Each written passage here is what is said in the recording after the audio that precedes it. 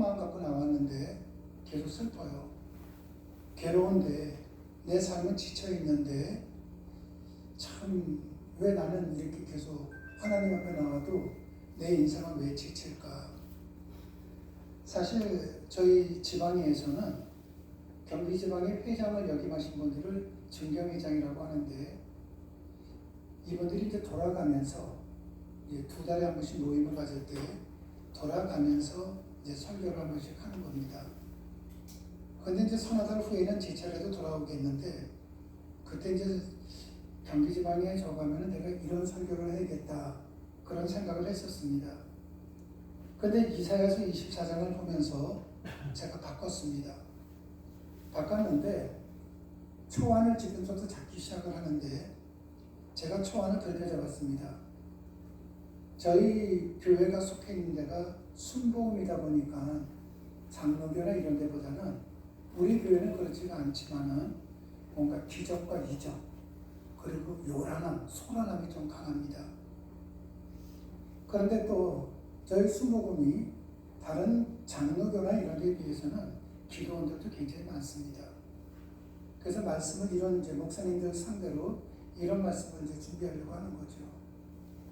기도원을 찾아오고 교회를 찾아오는 분들이 얼마나 절박한 심정을 갖고 오시는 줄 아십니까?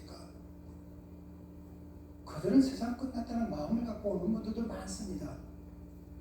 근데 기도원에 가면은 많은 기도원 원장들이 내가 기도하면 병이 낫는다고 이야기합니다. 그런데 안수 기도를 해도 낫지를 않습니다. 그러면 그때에 어느 기도원이든 기도원 원장들이 공통적으로 하는 얘기가 뭔지 아십니까? 내가 기도하는 건 문제가 없고 하나님의 능력도 문제가 없는데 네가 아직까지 믿음이 약해서 네가 기도 안 해서 네가 회개 안 해서 그분들은 절박한 심정을 갖고 나왔는데 목회자들이 그래서야 되겠습니까? 그렇게 하면 안 됩니다. 그 설교를 지금 준비하는 겁니다. 쉽지 않은 설교죠. 목사님들 상대로 해서.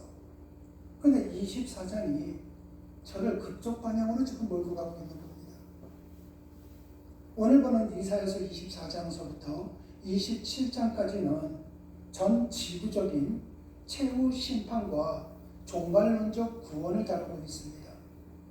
그래서 우리가 요한계시록 또 요한묵시록이라고도 하는데 여기에 나오는 24장서부터 27장은 소묵시록이라고 이야기를 할 정도입니다. 이사야서 24장에서 땅이란 단어가 15번 나오고 있습니다. 이것은 이사야 24장을 통해서 하나님께서 하시고자 하는 말씀의 중심에 땅의 개념이 들어있다는 것을 알 수가 있습니다. 여기서 땅이라는 것은 저 땅만을 의미하는 것은 절대로 아닙니다. 왜냐하면 4장을 보면은 4절을 보면은 땅이 슬퍼하고 이렇게 나옵니다. 11절을 보면은 땅의 기쁨이라고 말합니다. 21절을 보면은 땅의 왕들이라고 말합니다. 땅의 기쁨과 슬픔을 제공하는 어떤 것이며 땅은 사람을 통치하는 권세가 있는 것입니다. 그렇다면 여러분, 하나님께서 이 땅을 심판한다고 할 때는 여러 각도입니다. 세상을 심판하기도 하지만은 한 개인도 마찬가지입니다. 인간은 땅으로 지어졌습니다. 아파르라고 얘기합니다. 그런데 이 히브리 아파르는 흙, 땅도 됩니다. 그런데 진흙도 되거든요. 사람이 살다 보면 지치면은 진흙 땅에 빠진 꼴이 됩니다. 그렇다면 하나님께서는 인간을 진흙으로 만드셨는데 인간이 지금 물질적으로 인해서든 건강에 의해서든 자녀에 의해서든 진흙 땅에 빠진 경우가 있습니다. 하나님은 진흙으로 인간을 만든 하나님은 진흙 땅에서 인간을 구해낼 수 있다는 겁니다. 그런데 사람들은 이것을 내가 믿는다고 머리로는 이야기를 해요. 입으로는 이야기를 합니다. 삶으로는 못 받아들인다는 것이죠. 그래서 하나님께서 심판하시는 겁니다. 내가 아무리 머릿속으로 생각을 하고 내가 아무리 입으로 생각한다 할지라도 행동으로 옮기지 않으면 아무 소용이 없습니다. 그래서 행동으로 옮기게 하기 위해서 하나님께서 우리의 삶 속에 무거운 짐을 던지는 겁니다. 저 사람이 지금 어떤 것으로 인해서 웃는가, 어떤 것으로 인해서 슬퍼하는가, 저 사람에게 땅은 무엇인가, 하나님은 다 아십니다.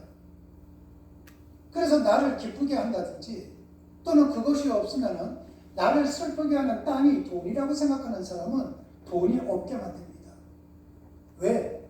하나님께서 모든 것을 이루시고 너희는 가만히 있어라. 내가 전쟁을 대신하겠다. 하나님께서 분명히 그렇게 말씀하셨는데도 불구하고 자꾸만 하나님이 하시는 걸 알고는 있는데도 불구하고 자꾸만 내가 났을 때입니다. 그러니까 하나님께서 물질로 나를 어렵게 만드는 거죠. 여러분에게 있어서 땅은 무엇입니까? 만약에 그 땅이 나는 지금 나한테 땅이 무엇인지 모르겠어요. 너무 삶에 지쳐서. 그러면 이렇게 생각하시면 됩니다. 여러분이 지금 가장 지쳐있는 그것을, 그 관계를 여러분들은 땅으로 여겼던 것입니다. 여러분, 전쟁은 하나님이 하시는 겁니다. 내가 살아가면서 내가 이 일을 감당하지 못하는 것은 하나님께서 해주시는 겁니다. 그런데 우리 하나님은 10개 가운데 2개나 5개나 9개가 얘가 아니라 10개 다 맡기기를 원하시는 분이십니다. 우리 하나님은 그런 분이시거든요. 혹 여러분들께서 그거는 목사님이 그냥 여기서 설교하시니까 그렇겠지, 목사님 같아도 이렇게 하겠습니까? 하신다면요, 십자가 앞에서 제가 당당하게 말씀드릴 수 있습니다. 저는 그렇게 하고 있고요, 그렇게 할 수 있습니다. 앞으로도요.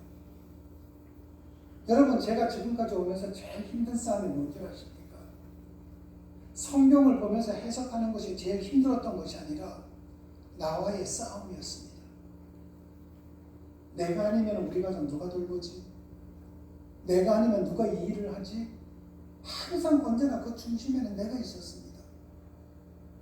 근데 내가 있는 이 자리를 하나님을 모셔드리기까지는 쉽지가 않았습니다. 제가 매일같이 와서 하나님 앞에 기도드릴 때 매일같이 저를 위해서는 한 번도 빠짐없이 건강을 달라고 기도해 본 적은 없습니다. 하나님, 제가 자의로 생각하지 않게 해주십시오. 제가 제 멋대로 행동하지 않게 해주십시오. 아픔이 따른다 할지라도 하나님의 뜻대로 따르는 목사가 되게 해주십시오. 여러분, 우리 아이들을 위해서 기도할 때는 어떤 기도하는 줄 아십니까? 하나님, 우리 아이들이 세상 것에 대해서는 천지기적인 마음을 갖게 해주십시오. 자기네들이 땀을 흘려 돈을 번다 할지라도 그 돈의 주인이 내가 아니라 하나님이라는 것, 나는 맡고선 나한테 잠시 맡겨둔 거라고 그 천지기적인 마음을 갖게 살게 해주십시오. 여러분, 세상에 자식을 사랑하지 않는 부모가 어디 있습니까? 그런데 내 능력에는 한계가 있거든요. 나의 의에는 한계가 있거든요. 내 힘에는 한계가 있거든요. 그래서 죽이든 살리든 하나님 앞에 맡기는 겁니다. 그 하나님 앞에 맡길 때 하나님께서는 죽이는 것이 아니라 살리시는 분이시라는 겁니다. 오늘 말씀을 보면은 그 땅이 철저하게 무너지고 황폐하게 되고 저주를 받게 된다고 분명히 말씀하셨습니다. 내 인생이 지금 무너지는 분들도 계실 것이고요, 내 인생이 지금 황무지와 같은 분이 계실 수 있고, 내 인생이 저주받은 것처럼 생각하는 분들도 분명히 계실 것입니다. 그러므로 이 땅은 단순히 물리적인 것이 아니라 하나님을 대적하는 이 세상을 말하는 것입니다. 땅은요. 그렇다면 나에게 땅은 뭐라고요? 나는 하나님 없이도 내가 할 수 있어? 교만입니다. 하나님 기다리기에 내가 너무나도 시간이 없어? 교만입니다. 하나님 앞에 맡기는 겁니다. 그런데 우리 하나님께서 뭐라고 말씀하시는가? 내가 여기를 심판을 하고 내가 저주를 내리고 황무지처럼 만든다 할지라도 다시 이렇게 세우시겠다는 겁니다. 이것이 우리가 믿는 목적이거든요.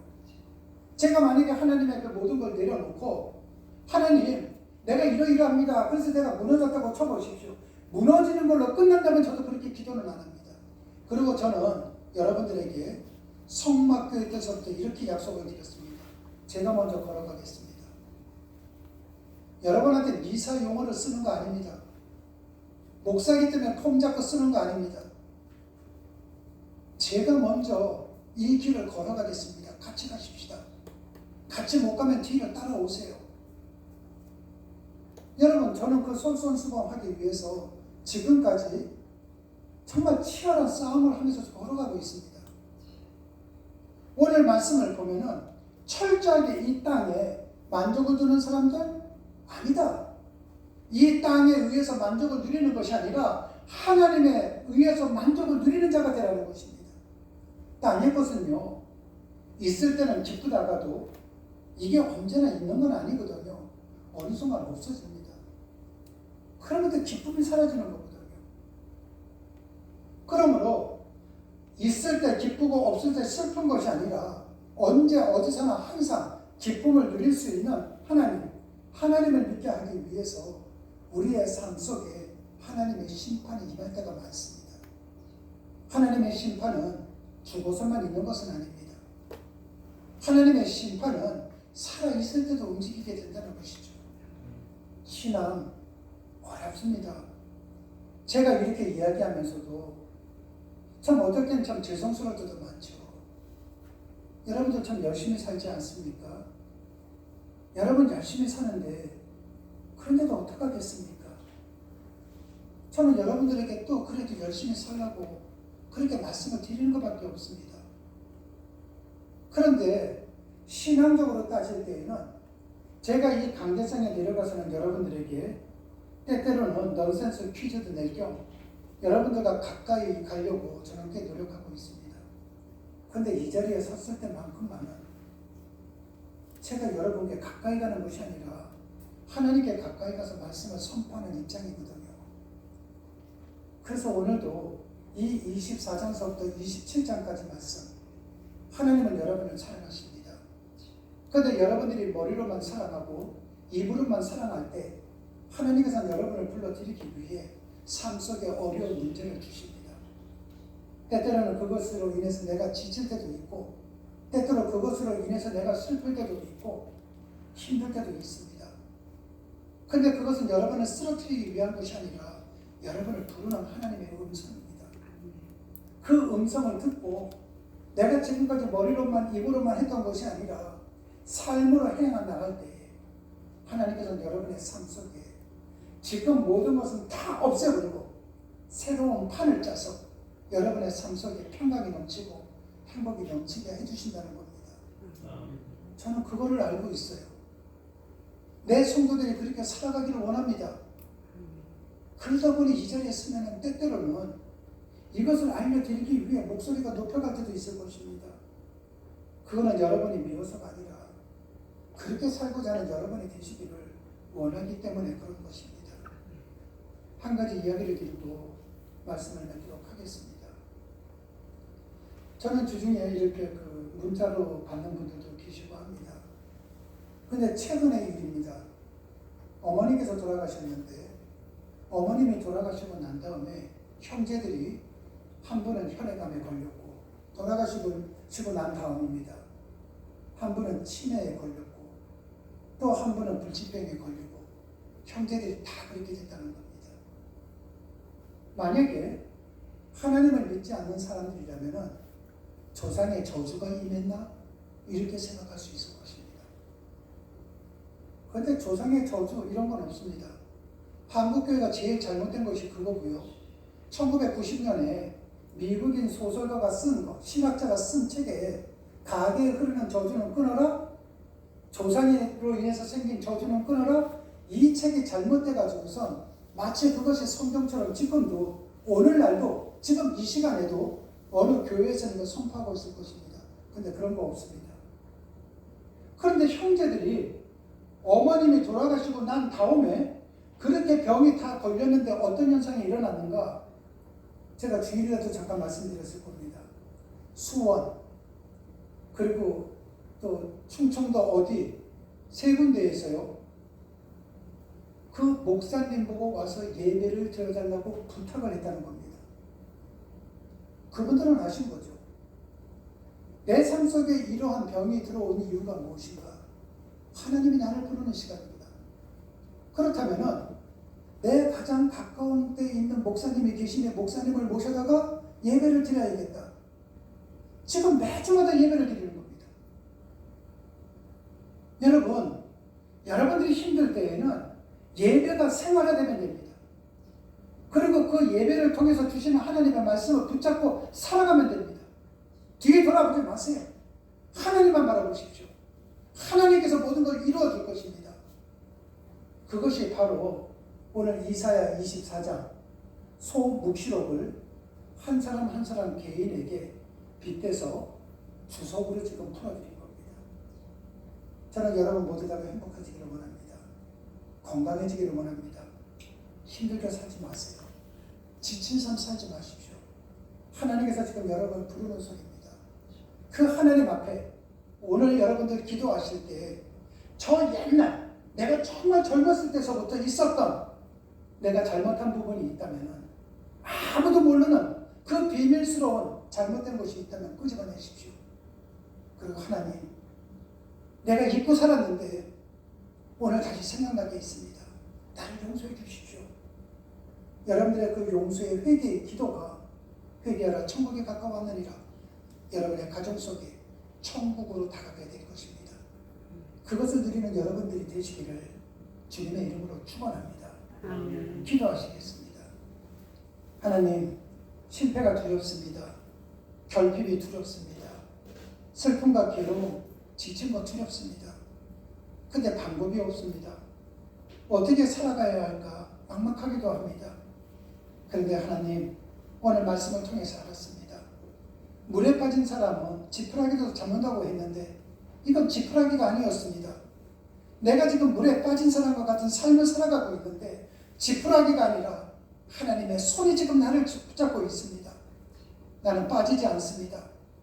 나는 내가 괴로운 걸 지금 당하고는 있지만 내 삶 멸망하지 않습니다. 사라지지 않습니다. 무너지지 않습니다. 하나님께서 내 손을 잡았기 때문에 나는 다시 일어날 수 있습니다. 그것을 믿는 우리가 되기를 원합니다. 그것을 찬양하는 우리가 되기를 원합니다. 오늘 이 시간 이후서부터 내가 하나님의 손을 잡은 것이 아니라 하나님이 나의 손을 잡아줬다는 확신을 가지고 하나님, 지친 삶을 살아가는 것이 아니라 희망찬 삶을 살아갈 수 있는 우리가 되게 도와주시옵소서. 내 주변의 문제를 바라보고 내 지나온 뒷길을 바라보는 것이 아니라 내 앞에서 오라고 하시는 주님의 음성을 듣고 주님 앞 따라갈 줄 아는 우리가 되기를 원합니다. 그래서 주님이 주시는 새로운 세계, 주님께서 내 가정에 새롭게 펼쳐주는 세계, 그 행복의 세계를 누리며 살아가기를 원합니다. 그 평강의 삶을 살아가기를 원합니다. 좌로나 우로나 치우치지 않고 그 길을 걸어갈 수 있도록 성령님께서 강하게 우리를 붙들어 주시옵고 구름기름 불기름으로 인도하여 주시옵소서. 주님 고맙습니다. 예수님 이름으로 기도드렸습니다. 아멘.